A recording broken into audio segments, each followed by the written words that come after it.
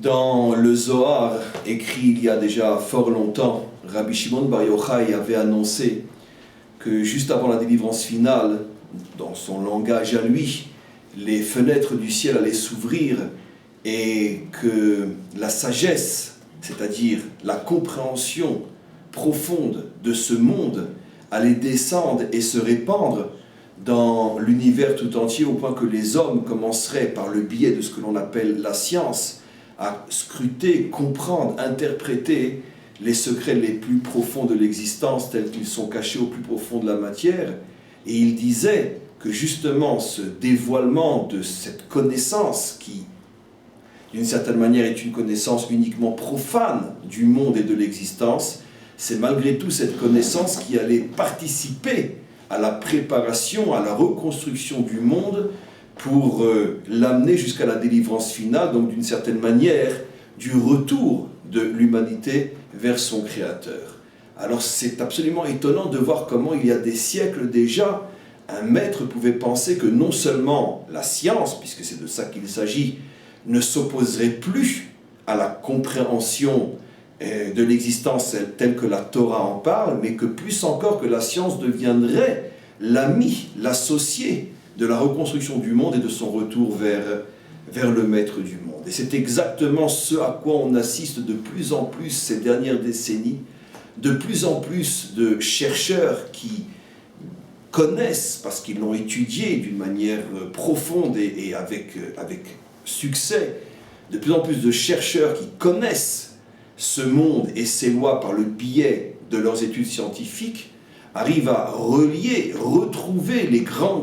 principes des secrets de la Torah tels que les maîtres d'Israël en parlent, et arrivent à comprendre que finalement il y a de plus en plus une unité absolument incroyable qui s'établit entre la connaissance profane du monde et la connaissance spirituelle du monde, telle que cette connaissance spirituelle se trouve dans la sagesse de vérité qu'est la Torah. Et c'est pour cette raison que l'on trouve de plus en plus de juifs et même de juives qui arrivent à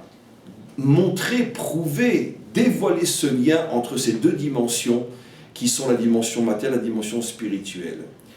L'une de ces personnes est l'auteur du livre L'ADN juif, que j'ai eu l'occasion de parcourir et qui m'a fortement impressionné, et que bien sûr je vous laisserai découvrir en le lisant et en l'étudiant. Je voulais juste rajouter quelque chose de très fort aussi, un point qui m'a beaucoup parlé dans la lecture de ce livre, c'est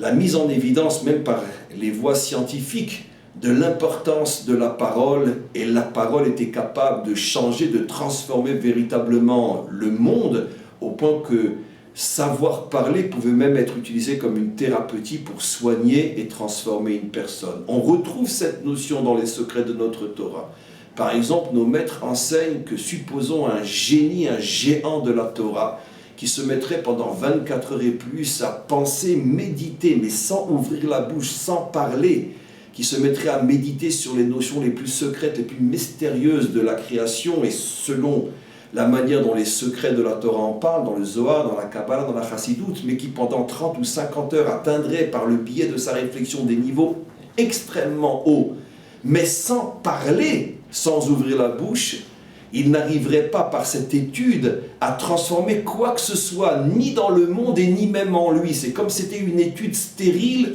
c'est-à-dire incapable de produire, de changer, d'influencer. Mais au contraire, si cet homme va, pendant son étude, ne serait-ce que pendant quelques minutes, parler de ce qu'il est en train d'étudier, ça va donner un toquet, ça va donner une réalité, une force à cette étude, au point que tout d'un coup, cette énergie va se mettre à agir jusqu'à transformer l'homme qui étudie et le monde qui est autour de lui. On voit que depuis des siècles, nos maîtres connaissaient le secret de la parole, la force de la parole, sa capacité même jusqu'à guérir et transformer le monde, et c'est l'un des points forts qui apparaît dans ce texte et que les savants découvrent de plus en plus. Et d'ailleurs, comme la Torah elle-même nous le dit,